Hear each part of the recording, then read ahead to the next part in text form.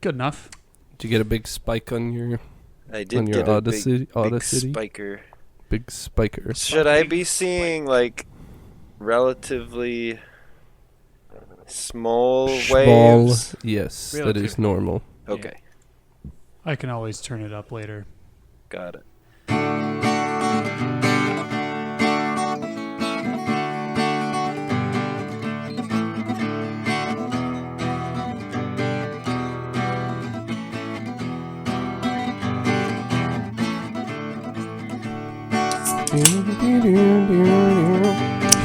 Two rats.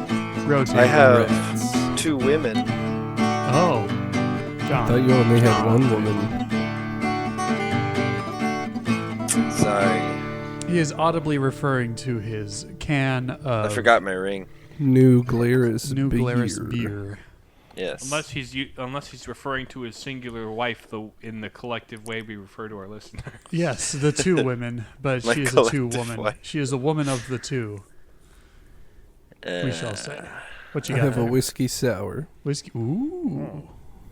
We just have whiskey. Yeah, just some. What was this? The Black Velvet. Black Velvet. That's what it was called. It's pretty passable as cheap whiskeys go. Passable. Possible. Possibly. Pussy Brew. Possibly. Posse Brew. Well, how are we doing, everybody? We have John's back on the pod for the first time in a while because finals, Dead Week / finals, and I've been preoccupied, and it's been 2 days since we recorded last, which isn't the usual amount of time I'm given to think. mm-hmm. But it is the usual day on which we It is the do usual day. record. Just less time between episodes, which I should be thinking about them before, but I don't because I'm preoccupied. Yeah, I was just thinking, Understandable. like, didn't you just do a podcast? But that was this week's. Yeah, okay. Gosh. I forget. How do you do with listening to your own voice, John? How do I do? Yeah, do you just like skip the episodes you're in because you know everything that's going to happen, or do you listen to them No. with faith? I usually listen to them, Nice. but Good job. I don't cringe. They don't really have much occasion to listen to them together anymore, I suppose. I don't cringe as much at the sound of my own voice as much as I used to. Sure. Yeah, I that still happens with do. time. I stopped caring. I have a gut reaction, but I also don't listen to the episodes, so I don't have much occasion to need to. I only listen to the episodes enough to edit them. Or not Which edit, is, as the or case not may edit be. them, as the case usually is. Did you catch the bit we did while you were away last episode, Riley? No. There's still a box of stuffing mix on the desk, so Nathan just started yes, reading off of it. Yeah. Oh, I yeah, saw that was you. good. I saw him holding it when I came back, Yep. but I have not listened to it. It was spur of the moment chaos. Yep. Per the usual arrangement. 'Cause I have, think- I too am a busy boy Yeah. Yeah. at Yes. the moment. How packing, as I understand. I am packing my things so that I may leave with all of my things. And not Ooh. And not leave them there. the cities right away. No, because that would be silly. Right. Because I don't need to be there until August. So this is you Exactly. bidding farewell to St. Meinrad for good, right? In terms of seminary In terms studies? of being here for seminary, yes. Wow. How does it feel? End of 2 years at St. Meinrad. It's a little bittersweet, you know. It'll Yeah. be nice to be closer to home, but it will also be missing a lot of things here. Lots Yeah. of people I've gotten to know, and things I have come to love about this place. So Like Indiana Jones and yes, he's our, philosophical archaeology professor. Yep. And washing everything. Oh, we didn't. So very few people wash things. hmm. Yeah. What do We've they got- do? They wash. They don't wash. Oh, so that's I suppose in the modern That's era, more of an Ohio accents have sort of thing. eroded. The people who wash are from like eastern Indiana into Ohio. Sure. That's the sort of people that have that accent. I suppose you're still kind of Western Indiana. Where we are basically the South. Yeah. So we have like the Southern light accent. Not quite Not the Kentucky. Southern dark. But it's basically Kentucky though. Moving on. Diet Kentucky. Wash that from the record. Yep. But not actually. I guess we can hear it from the horse's mouth. Horse?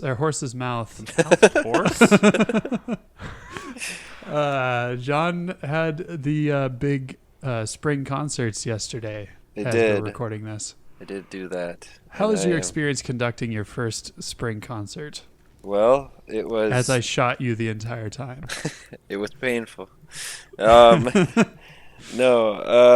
it was good. It went smoother than I was expecting it to. The only big fluke was the third graders. They're like so widely spread across because I couldn't fit them all on the stairs in a nice They're huddled playing bunch. recorders. And so they're playing the recorders in only 2 rows, but there's 2 classes, so it's very wide. And so the ones way over on this audible side of the church are too far away from me, and they don't know how to look up at the conductor yet. So this side of the recorder band was off like 2 beats of this side, so it was like an echo, and I was like, okay, we're supposed to do a repeat at this one, but we're not gonna do that It's because time to nip it in the bud. we're done. So I cut them off, and There was, at one point, I was trying to figure out if that was what was going on or if they were playing different parts. no, They were doing a round. Yeah, that's how I should have sold it. They were but doing an acoustic delay. Yeah. it was a manually. delay for sure. The second one they did was pretty good. That one did have 2 parts. It had a melody okay. and a counter melody. Gotcha. Well, not really counter melody. It's all harmony, but it was polyphony. Counterpoint. It was polyphonic, and it went all right. The Or 4th recorders graders go. were good. 4th graders' Yeah, recorders fourth graders were did a really good. job. And then then we did 5th grade, and I said, okay guys, remember what we talked about. If you think it's going to be lame and act like it's going to be lame, it's going to be lame. So don't act like it's lame, and it won't be. But they're Nice. 5th graders, so they think it's lame. Manage that attitude. Yeah. Because when you're in 5th grade, obviously, you just know the way the world works. Yeah. So, I did get them to use their expressive movement for their last song, so that was nice. Nice. And then today, You used your expressive movement. Today, Right? today. yes, By now. by now. No. Finish that thought before we completely derail it. Today I was like, okay, you guys did great at the concert, so here's your prize. I brought my Wii to school, and I set it up on my projector. I had to go to Best Buy though to get a ACR to HDMI converter, which was like $40 there. And it's That's like, dumb. that's really expensive for this, but whatever. I can't find Now it you have anywhere one. else. Now I have one. And then anyway, I hooked it up to my projector in my room, and then we played Just Dance. And Nice. it was really fun. And, When you purchased yeah. that copy of Just Dance, did it ever cross your mind that you would one day play this in school? Well, I actually purchased it for doing this. Oh, I had this narrative in my head. Now you ruined it. Yep. I have never purchased a copy of Just Dance for any other purpose than this. That's probably all right. Because Just Dance is You just should Dance. have brought Just Rock Dance. Band. I only have one or guitar though, Hero. and that would have been not as fun because the kids would have been fighting and stuff. This way, it was. I had 4 remotes. There was 4 kids up at a time, and every Audibly 4. Audible gesturing 4. with his fingers. And then we switched every song, so new 4 people every song. Audibly 4. Speaking of 4, as we're recording this, it is May the 4th. May the 4th be with you all. May the With your 4th. spirit. I forgot about it. I told myself all year I have to wear my Star Wars shirt at school. I completely forgot today. No, And then I was cursed to never do it again, to never remember. Because your first year teaching, you forgot. I'll You'll remember never live next that year. down. These kids will be graduating high school Tie in a like string 10 on years. your finger to remind you. Yeah. That worked great for the uncle in It's a Wonderful Life. That's Those kids are going to graduate high school, and they're going to be like, hey, Mr. Fisher, remember when you didn't wear your Star Wars shirt on May the 4th? What an idiot. That was lame. What a loser. What an idiot. Look at us, we have high school diplomas and we're making fun of our grade school music teacher. We're mature. To be fair, making fun of your high school teacher is kind of something that high school students would do. Yeah. Yeah.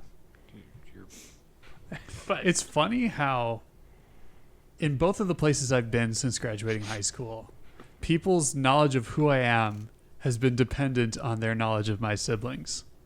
Your reputation precedes you. It's kind of life. Yeah. Well, like, because I When get to you the live Newman around Center, here. and then most of the people I meet at first are like, yeah, you're Adam and Ryan's younger brother, and Michelle or whatever. And now that I'm at my job, all the kids at the high school know me as Aaron and Andre's older brother because of Search. So it's like, okay, all right. It's kind of funny though. It was weird when I went home and then one of the seniors that's graduating that I just made like a post like congratulations for graduating or whatever, like senior spotlights I've been calling them. And her graduation invite was on the table at my parents' house, and I did a double take like, what the heck? How do you know this Search. Never mind. Search what? It was a little weird though. My sister was in Search for a couple years. She was really into it. And she tried to make me go, and I was like, I'm in college. Yeah, by the time, like, my older brothers did Search, but when it came to me, my parents just forgot about it, and I didn't really want to go, so I just didn't. Win-win. And then I ended up just going to Koinonia, which is similar, but for college, and I think I liked it better anyway. Like, a lot of the people I would have met at Newman that did Search, I ended up meeting anyway, so I don't feel too badly about it. Nice. Mm. Ooh. I'm gonna grab my sweater over there because it's kind of chilly in here. So Oh no! You are the Continue. man of the apartment with control over the thermostat, and you are wearing a sweater. yes. Also, the windows Good open. man. Bird. It's got to be exactly 67 degrees because you got to save money any way you can, Dad. Yeah. Okay. Unless it's summertime, then it has to be 73 degrees. That's better. Now I will be able to sit more comfortably. That looks Now like a that I have my comfortable sit. sweatshirt, I will be able to sit. Now that I have Because my your sit torso is without it. critical for sitting. Yeah. I thought you were going for a sentence reduction there, or maybe Oh. not. Well, I think James Crap. ruined it. I did. Wouldn't be the first time. Wouldn't be the first. Wouldn't be. Wouldn't be. Wouldn't. Would. Mm.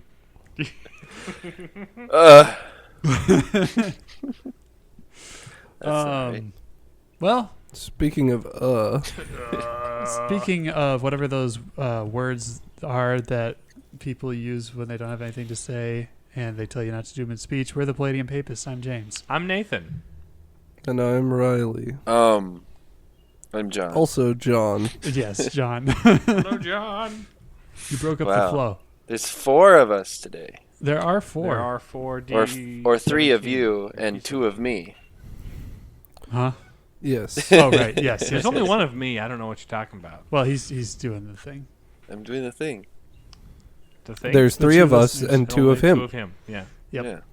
Well, this week we're doing a philosophical on Father Stew.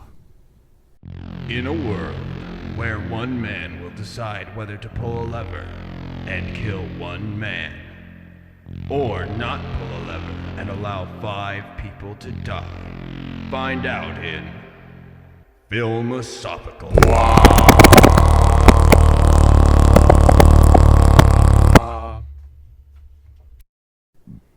And no, unlike other podcasts, we don't have Mark Wahlberg to do the interview circuit for his movie. If we can't get Paul Arith, we sure as heck aren't going to get Mark. Marky Mark. Mark Wahlberg. Or Mel Gibson. Mel Gibson would be a wild ride. Gibby Gib. Clint Eastwood appearing on The Palladium Papists next week. Anna Taylor-Joy. All right. Yes, Father Stew. Now, John's the only one of us who's seen it so far. Yes. The So rest of us haven't gotten around to it. spoilers. Spoilers for a real life For story. a biographical picture. Spoilers. It's about a guy named Stu. They don't Scandalous. they don't go to a cannibal place and they make stew out of fathers. Nope. No. That's not No. it. Not That's Father not the plot. Stu. Drat. Dang it! Boil I was and so mash 'em, looking stick 'em forward in to stew. the cannibal slasher. Yeah.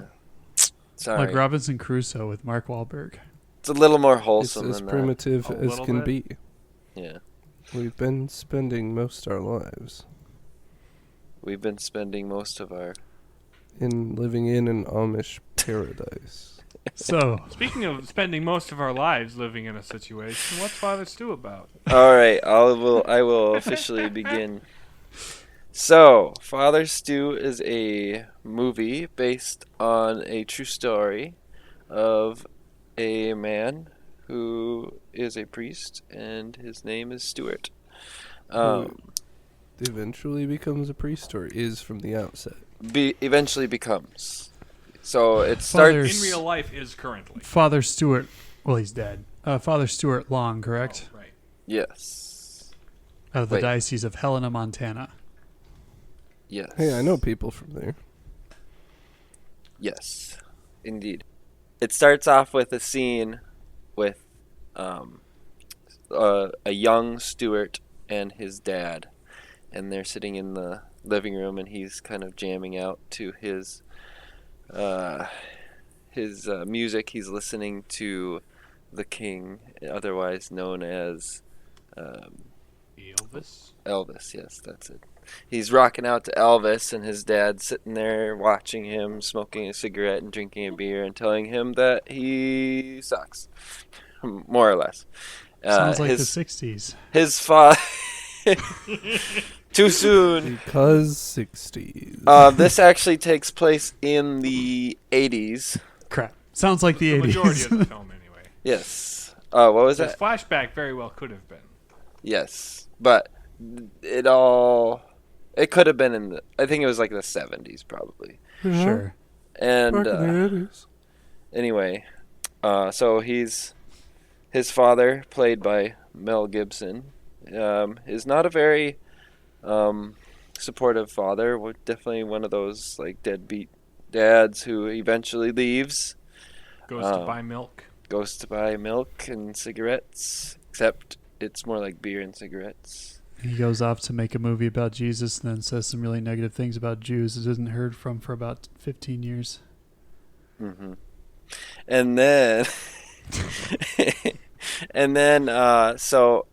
little more of a backstory. So, well, not backstory. We jump forward to the present, where he is about Present day 1980 something.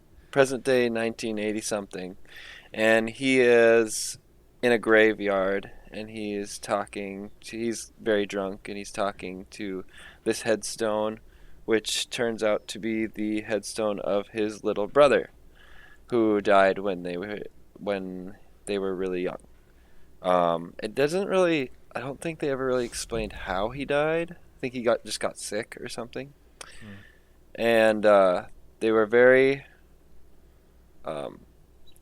rough with each other and stuff, but they were always looking out for each other, and they loved each other. And so now Stuart has, just like his father, kind of anger issues and stuff, and he has he's very he has a lot of dreams of doing big things, and he's been boxing and doing amateur boxing for a very long time now. Jelly Dags. For a few years, and he's does he gotta get a caravan for his ma? He's got to he's trying to, more or less, yes, actually, he's trying to use boxing to get the prize money to pay for him and his mom to continue living and stuff. And his mom's like, you should get a real job instead of this. And so then he gets a few sponsorships and stuff, and he just keeps going and going. He's very he doesn't give up. He just keeps, once he's stuck to something, he's stuck to something. And eventually he's been doing this for so long, and no one wants to actually put him in the big leagues. So then they're at this, in a new scene, they're in this doctor's office. And it's him. Stuart is pacing around in the doctor's office waiting for the doctor to come back with and his mom is in there with him waiting. And the doctor comes back and says, hey, you need to stop boxing, because if you keep boxing, you're gonna die. Basically, every time he boxes, he's been getting really, really sick. Like, if after every fight, he gets like a really bad fever and stuff, and his body just can't do it anymore. So he tells him, you have to stop boxing, and he gets mad. He blames his mom for setting him up and paying the doctor to say that, because she wants him to stop boxing and get a real job. So they have a big argument, and there's some cussing and stuff, and they cuss at each other, and then don't cuss and point at me. No cussing in my Minecraft server. Don't cuss at me, you little cuss. Mm-hmm. And so they argue, and then he gets all mad and stuff, and eventually he's like, all right, fine, I'll quit. And then a couple weeks later or so, he comes up with a new plan of what he wants to do. He decides he wants to move to Hollywood and become an actor. So he tells his mom, hey, I'm going to be an actor. And she's like, what are you, stupid? And Mom, I'm Mark Wahlberg. And so he just says, don't tell me what to do, Mom. And then he runs off to L.A., and he finds a cruddy apartment where the TV doesn't even work, and he gets a job at a grocery store packaging meat and at a deli and stuff. And anyway, so he's there. He's trying to get some jobs, trying to get discovered and stuff as an actor. And eventually, he gets a gig, and he calls his mom. He says, hey, I made it. And she's like, no way, you did not. And he's like, yep, you're going to see me on TV. Mom. No way. And he's like, okay. There's no way into the mountain. And then as she's hanging up the phone, she hears his voice again, and in the other room. And she goes over, looks at the TV, and he's in a mop commercial. And she just does a face palm, and next scene. So moving on, he's continuing with his work at the deli, and his temper is still pretty out of control and whatnot. He gets in fights with the customers a lot, and there's one night where he goes. I think he goes to like he goes to a bar. He gets in a bar fight. He comes back to work. His face is all messed up from the bar fight, and his boss is telling him, "Hey, you need to stop fighting, or I'm going to fire you because your face looks ugly and awful, and I don't want you scaring off customers and whatnot." And while they're arguing, a woman, an attractive young Hispanic woman, comes in the store and catches his eye, and he ignores the conversation he was in, and he starts talking to the lady and says, "Hey," tries to, say a few one-liners, pick up lines and stuff for her, and she's like, "Yeah, right," and says, "Nah," and then she goes away. And then he tries to chase after her because he's just like smitten with her. He's in love and whatnot, and so he tries to go after her, and then his manager stops him and says, "No, you're not leaving the store." And he's like, "Don't you believe in love?" And he says, "No, go back to work." And another lady, an older lady, comes up who heard the conversation, and shows him this pamphlet that was on the bulletin board of this church. That says happiness is. No. Happiness is pamphlet. That was good. No. So it's of this Catholic church. And she says, "Hey, if you want to see her again, you'll see her here." And he's like, "All right, I'll be there."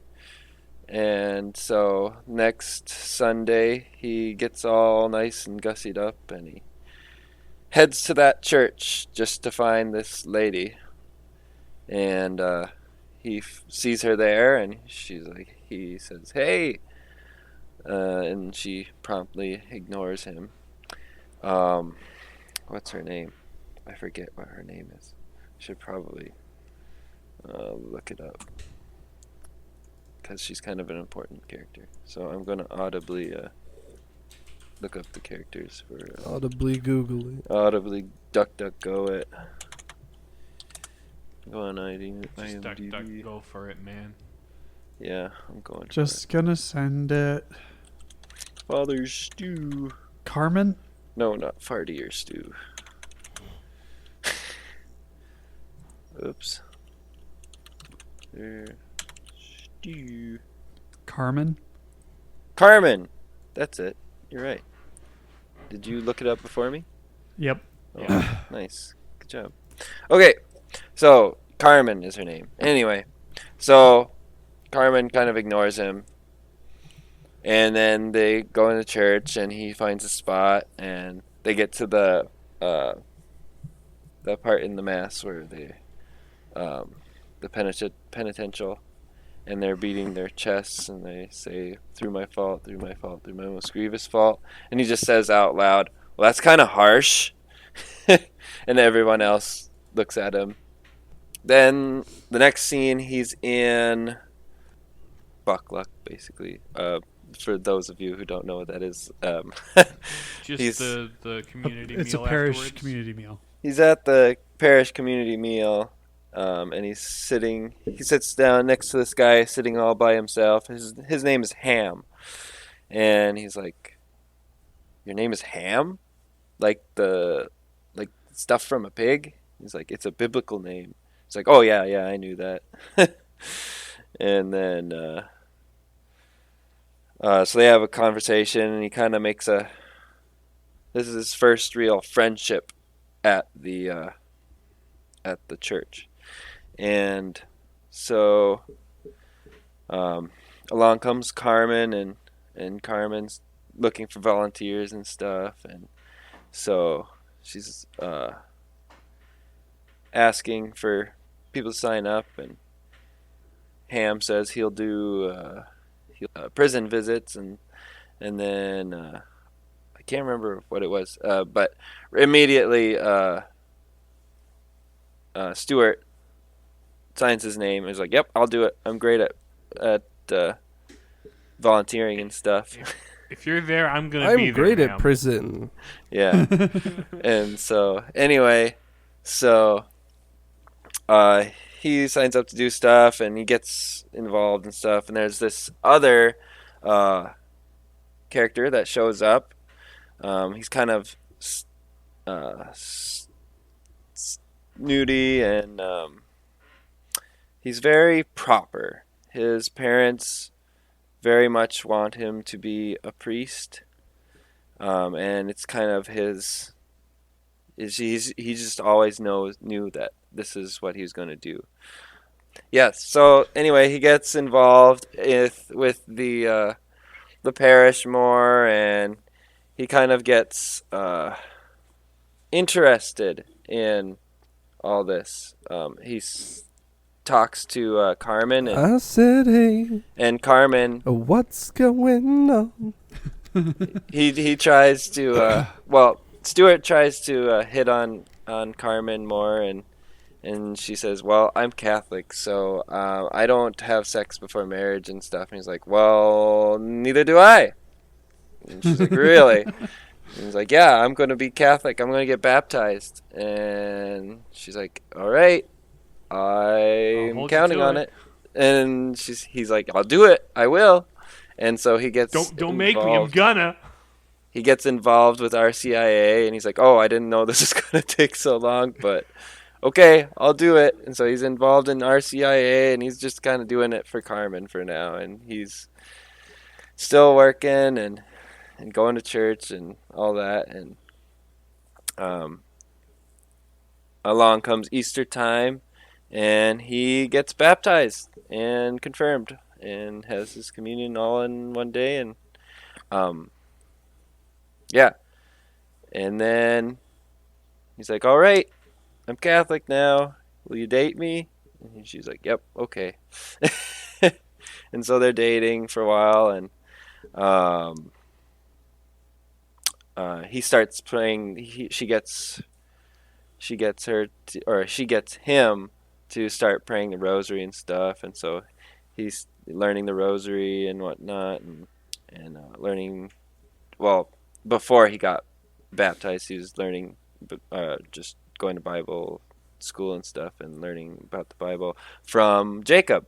And Jacob was his mentor and teacher and whatnot. And then Ham was his sponsor. So anyway, he's starting to learn more about the stuff and actually getting genuinely interested in it. Then one point, he goes to the bar again, and he gets in another fight, and he ends up at the bar, and his face is all messed up again, and he's talking to this other guy at the bar, and as they're talking, he gets really, really drunk, and he's talking to this other guy who's really messed up. We're not sure who he is. And he's talking about Carmen and stuff. And it's like, how can she love someone as messed up as me, or something like that, along those lines. And the guy is like, "Well, I got pretty messed up. I mean, look at my face, and it's all scarred and stuff." And at this point you can tell he's talking to Jesus at the bar. And then so the guy leaves. The guy leaves, gets his tab, and he asks the bartender, "Who was that guy? What was he drinking?" And he was like, "Water." And so then he's like, "All right, And then the bartender says, you probably shouldn't drive tonight. He's like, I'll be fine. Gets on his motorcycle, and he's driving home. And as he's driving home, he sees this car, and it pulls out right in front of him, and he swerves to avoid it. And then right as he's swerving, another car is coming on, and he hits it head on and goes flying across the intersection, and just a big bloody mess. He ends up in the hospital, but he's in a coma. And Carmen's there, and his mom is there, and his mom is talking with Carmen, and she's like, she's not happy that with what Stuart has been doing with his life, this new Christian outlook on life. She's very against it, very unhappy with it, and so she's blames Carmen for doing this to him and stuff. And the doctor says he might not wake up. And as soon as Carmen touches his hand and talks to him, he starts to wake up and starts talking. And he wakes up, and he gets moved to another room. As he's being moved to the other room, his dad is there. And he's like, is this your new Christian girlfriend, whatnot? He's like, yep. He's like, well, you're an idiot. And then leaves. And then after that, he recovers and whatnot. They continue dating, and they're getting pretty serious. But Carmen decides she's with him at his apartment, and since he's been through so much, she wants to make it up to him or whatever. And so she offers to do some uncouth things, some impure things with him. And he tries to say, no, don't do that. This is the whole point. We've been waiting. And so then, but then they do it anyway. And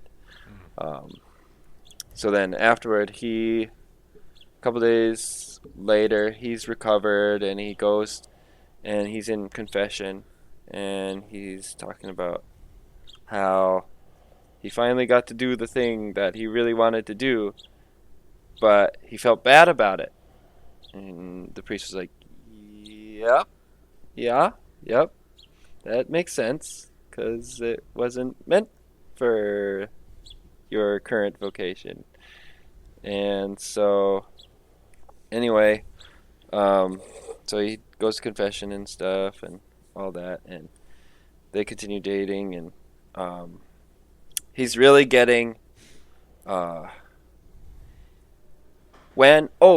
forgot one thing really important. So after he crashed on the motorcycle, he's woken up by this lady clad in white, and she's very beautiful, and she picks him up, and she says something along the lines as, I'm gonna take you to my son, or whatever. And this is as you can imagine, this is supposed to be Mary. Found him, or woke him up, and saved him that day. So he has a very strong connection to Our Lady now, and very dedicated to her. So he decides, because of this, that after his whole relationship with Carmen, that he doesn't think he's supposed to get married. And so he goes out to dinner with Carmen and breaks the news to her. And she's very, very upset and doesn't understand why and all that. She's like, you're doing all this for me and whatnot. And he's like, well, I want to be a priest. And she's like, what? No, you can't be a priest. That's stupid. No, don't be a priest. And then he's like, no, I'm going to be a priest. I really want to be a priest. So I think that's what the Lord is calling me to do. And I'm surprised you're not happy about it. And she's like, how can I be? So that all happens. She runs away crying and stuff. And then he enters seminary. Or no, he doesn't enter the seminary quite like that. So he writes a very unprofessional application on just a regular notepad and sends as much money as he has to the cardinal, or not the cardinal, Monsignor, who is in charge of the seminary. And the next scene, the letter gets to Monsignor Kelly, who is the head of the seminary, and he finds it very strange, obviously, because he just gets an envelope with a crudely handwritten letter saying, I want to be a priest. My name is Stuart Long, and I want to be a priest. And I know this isn't enough money, but I'll get you more later. And it's just a bunch of cash and then a piece of paper that says, I owe you. That's how it went, right, Riley? Totally how the application process works. Yep. And so then they send him a letter back, and he gets the letter, and he's really excited, and he opens the letter, and it says, we're sorry, we cannot accept your application. It was not professional enough, and it doesn't seem like you're the right fit for this. So he gets up, he gets on his motorcycle, he drives to the seminary, and he barges through the doors and walks past the Monsignor's secretary, and she's like, do you have an appointment? Nope. And he goes through the doors, and he says, you didn't accept my my letter. And he said, oh, you're the IOU guy, aren't you? He's like, yeah. And so he sits down, talks with him. He says, well, we really want to keep a good face with the church. So that's why we didn't pick you. We didn't accept your request. And we're looking for more upstanding people to represent the church. And then Stuart talks about, well, Jesus hung out with drunkards, and what about the woman at the well and whatnot? And isn't the whole point of the church? Smelly dude on a boat, come hang out with me. And he emphasizes that Jesus preached forgiveness and the reclamation of sinners and whatnot. And so he's like, all right, I'll give you a chance, but if you get all crazy on us, then you're out. He's like, all right, I'm gonna do great. You're gonna not regret this. And so he gets back to his apartment after being accepted now, and his mom and dad are there in the apartment waiting for him. And they're like, what are you doing? He's like, hey, I'm going to be a priest. And they're like, no, you're not. This is crazy. You're always doing all these crazy things. Don't do this. And his dad hands him, so his dad always carries a revolver with him, like wherever he goes. He just has his revolver with. And he offers the revolver to him. He says, if you're going to do this, then you better shoot me. because this is crazy, blah, blah, blah, whatnot.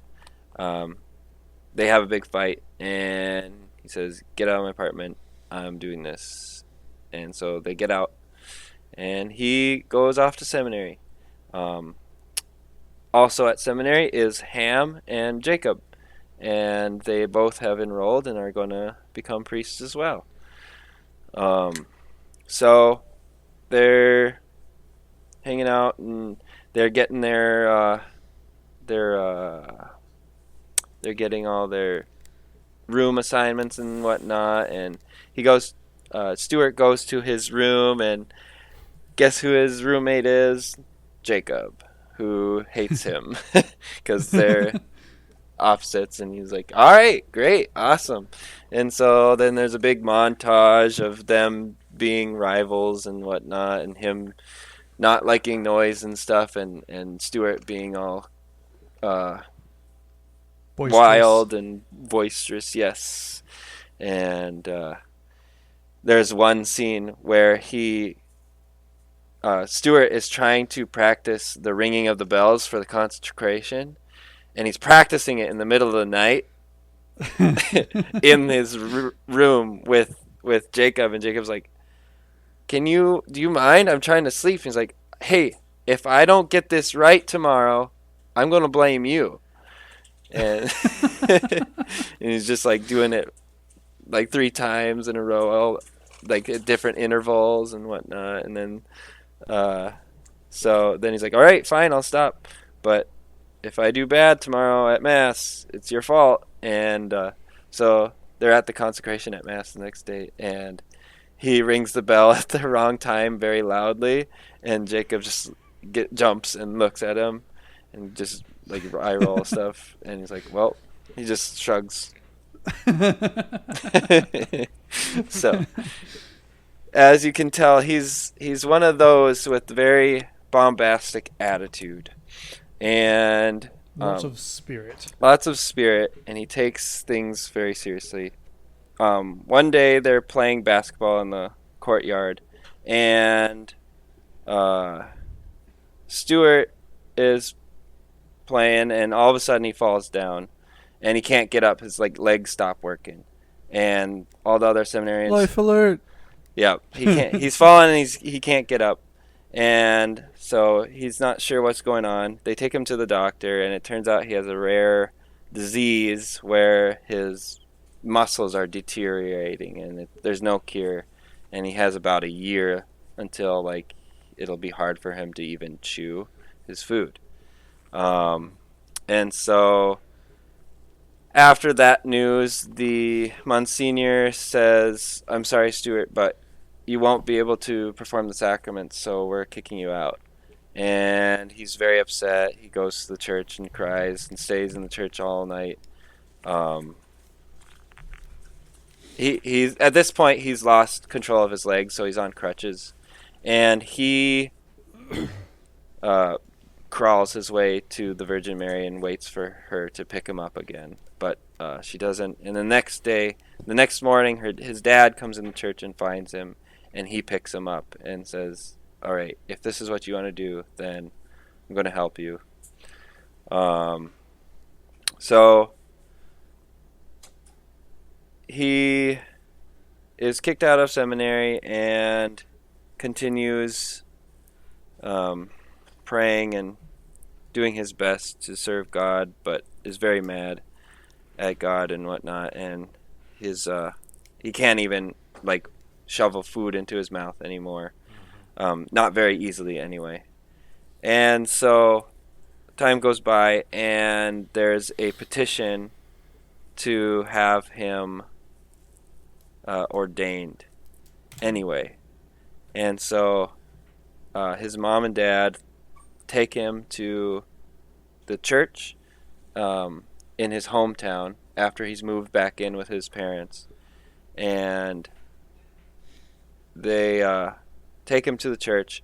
He doesn't know about this yet, but he gets there, and Carmen's there in a white dress, and he's like, oh sure, now so you're going to marry me just because I didn't get to be in seminary, and she's like, nope. And they go in, and all Monsignor and all his ordained friends now are there, and they have the vestments and stuff there, and it's like, we're going to ordain you a priest. And so they do it.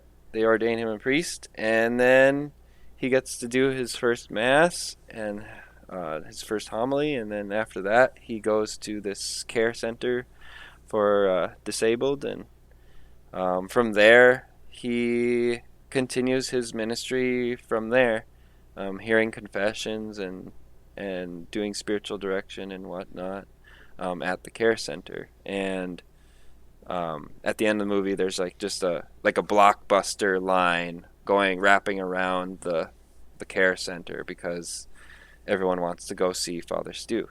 And at the very end, Jacob, who has also been ordained, goes into confession with him, and he confesses that he never really wanted to be a priest, but his parents just always pushed him to do it.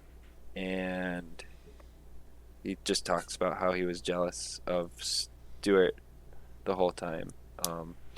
And so they reconcile and move on with their lives. That's the point of reconciliation. Yeah, Mm-hmm. right. But I mean, Well, it's no, a two-way reconciliation this time, Right. between two priests, and that's the end of the movie. So, sorry that was a little long-winded. I had trouble remembering a lot of stuff, but we're still under an hour, so. So good. Thanks for listening to the Plated Papers. Truth, goodness, booty. Bam, we're done. See ya. Bye.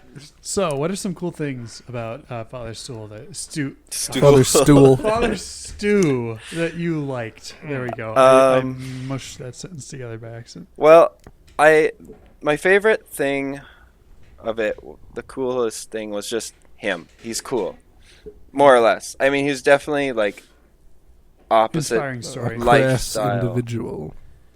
He's a very individual person. He cares a lot, and at the beginning he was in a very bad spot, and he was into a lot of bad stuff.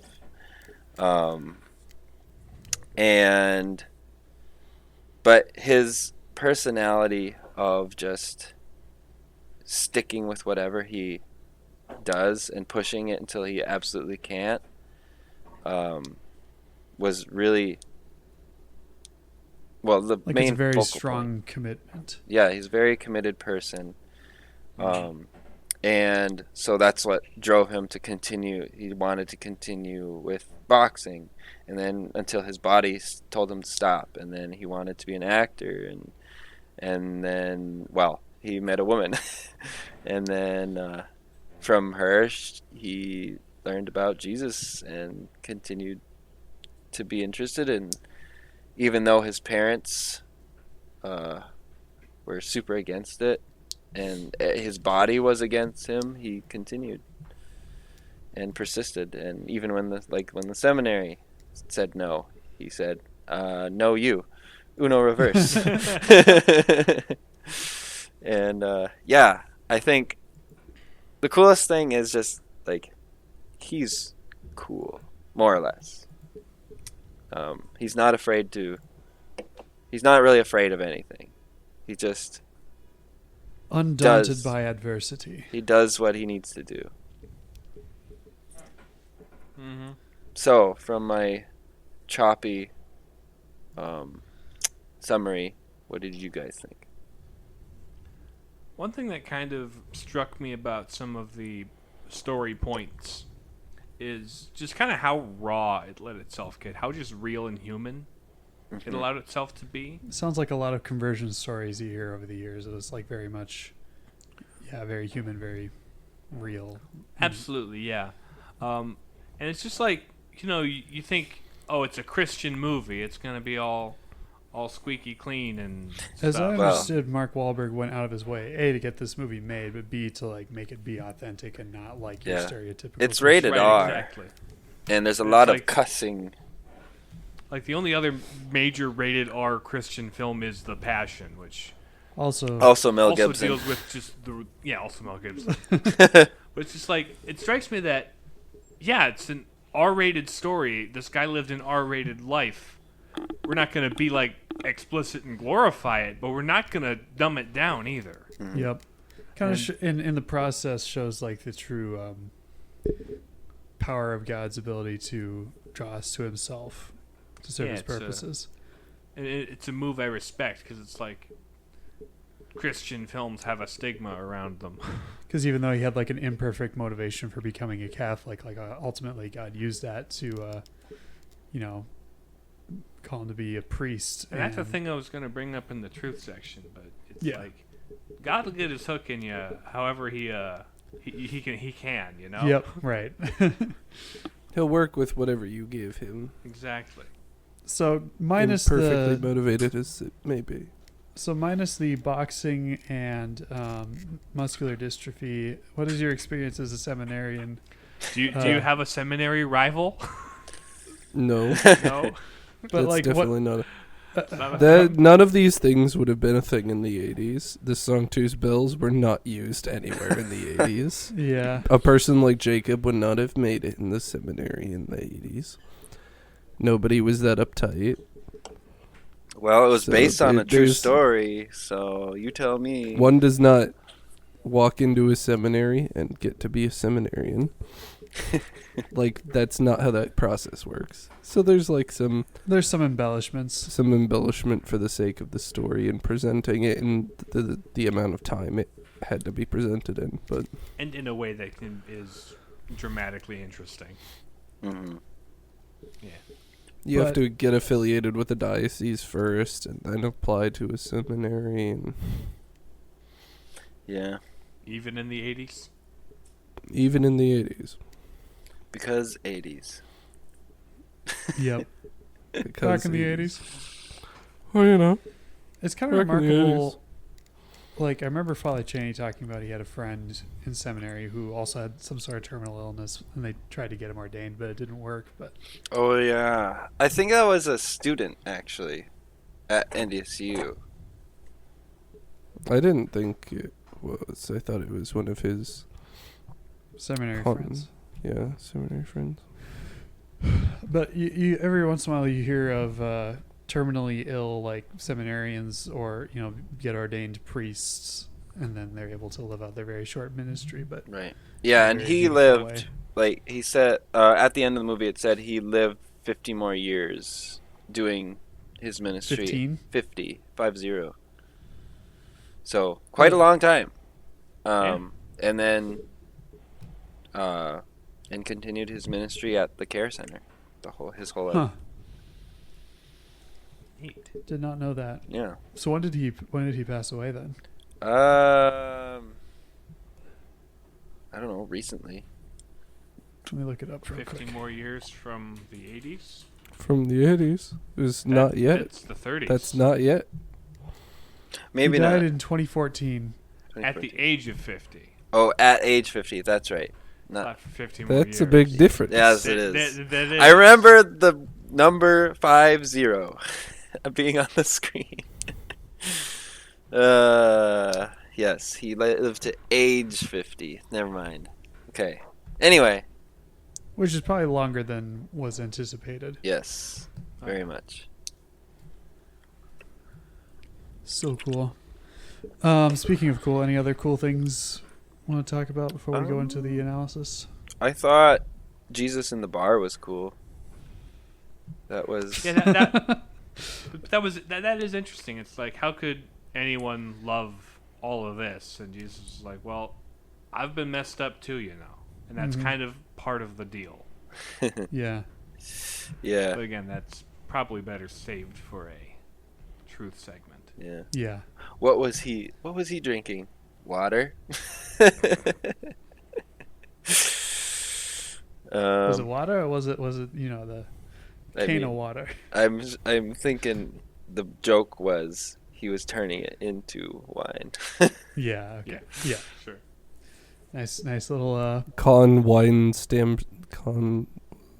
Wine substantiation. Mm-hmm. Yep. It's turning into wine in the act of consumption. Right.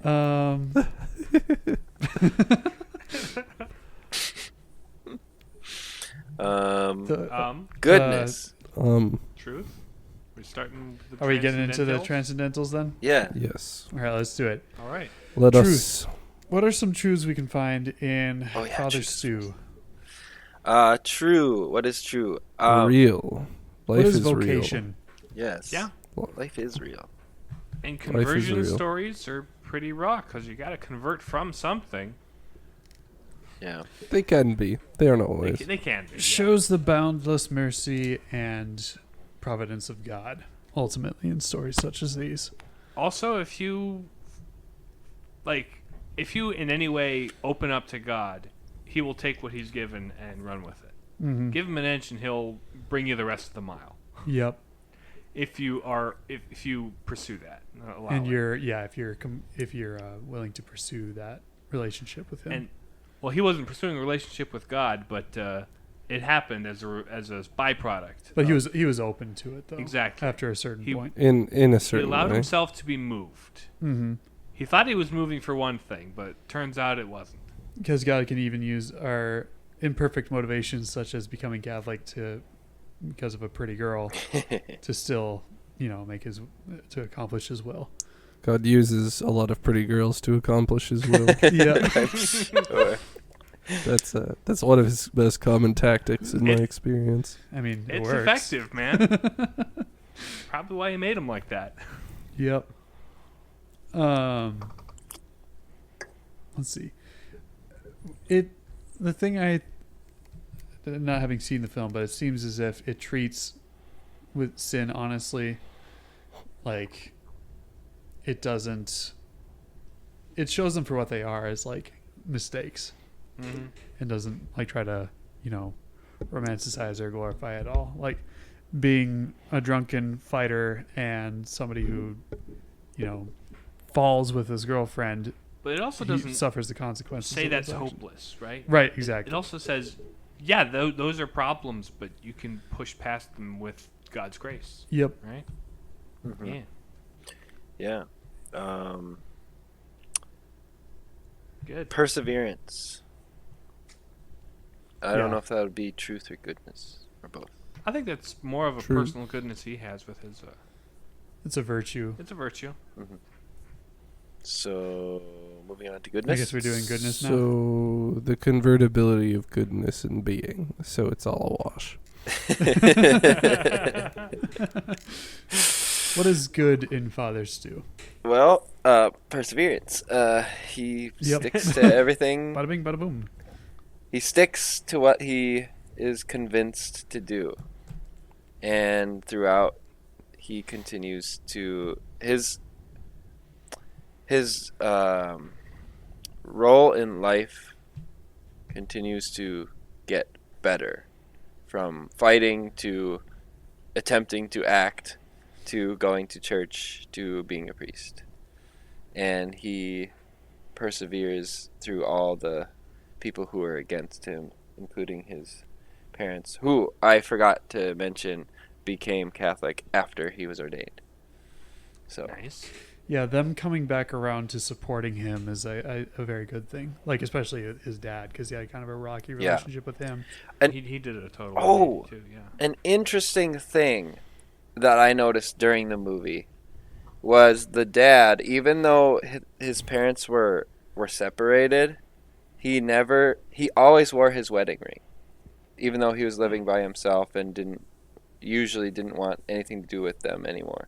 He always wore his wedding ring, and he often looked at the picture of his younger son who died. Sure. So he might have carried a lot of regret there and whatnot. Felt like a So even failed though he- father. Yeah. Anyway. Any other elements of goodness in Father Stu? Yes. Other than like the overall like bent of the movie. Yes. Let's see here. The way his friends in the seminary supported him, like, Or Ham. even before, like the same guys like drawing him deeper into the faith with their, doing acts of service together Right. and teaching him about the scriptures. and Like things even the like that. guy, his rival, they continued to work together and do good. Sort of Yes. frenemies, if you will. Yes, together as a team, even though they kind of hated each other. They had conflicting personalities, as it were. Yes.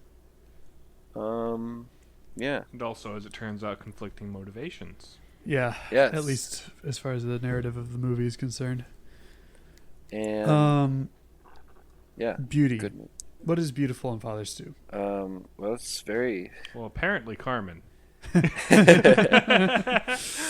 and well, the cinematography is very good. Yeah.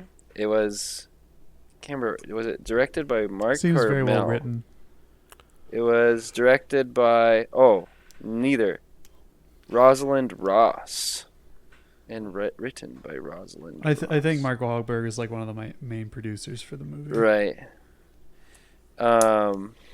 But yeah, Mark and Mel Gibson, you put them together, you're gonna have a pretty good movie, in my opinion. Even if Mark Wahlberg was in Transformers. And tried to be a rapper before he became a Hollywood actor. Marky but Mark. I was- Before I he was gonna- started a burger chain. I think That's right. I think that Mark Wahlberg was an excellent actor for the role, because I mean, looking at how just his life as an actor has evolved and just as a performer has evolved, And as a Catholic. and as a Catholic, this was his role, more or less. Yeah, so it's very rough and gruff guy with really long shaggy hair, untrimmed beard and face, and then when he gets to seminary, you're shocked that his hair is done nice, got it cut, and then he shaved his face. He looks very, very nice. It's wow, good. It's interesting how you could almost he seems to have gravitated toward the role because he kind of relates to the role. Yeah, very much It's like so. Finds it very his- compelling. His own conversion story he sees reflected in Father Stew almost. Mm-hmm. Kind of. Yeah. Yeah. Also, I was amazed by how they changed his look, his appearance, because as he lost more control of his muscles, he gained a lot of weight and whatnot, and it was very convincing. It didn't look fake He actually at all. put on that weight. Did he? For the role, yeah. No way. Yeah. You're making that up. It was pretty. No. There was an interview where he was talking about he was eating a ridiculous number of calories. So A, get in good shape to be convincing as a boxer, and then B, to get out of shape again to Ugh, yeah, that's takes a toll. I can imagine. Holy Wow. cow. It's not quite like Christian Bale eating 2 million tons of cheeseburgers to be the sandworm in Dune. Speaking of sandworm and Dune, unity. What brings everything together in Father Stew? It seems to be conversion. I was gonna say determination. Repent and believe in the gospel. Right, but what the theme, I think the main theme is determination, because it's present from the beginning to the end. Before he was yes, knowing that I had Meg the mouse may someday get the cheese fills you with determination. Determination. Mark Wahlberg. It fills you with determination. But yeah, he's determined No, to it's be a boxer, and then he's determined to be an actor, and then he's determined to get the girl, and then he's determined to be a priest. The thing about perseverance determination is commitment. it's very much dependent on the direction in which it's pointed, right? These things failed because they weren't ultimately what God willed for him. But once he was able to find the thing that God wanted him to do, was like become a priest and minister, even despite his like, his disability or his illness rather, he was able to very much be a channel of God's grace that way and use that determination and grit to glorify God, which is really what determination of his is a very like human, personal characteristic of him. Yeah.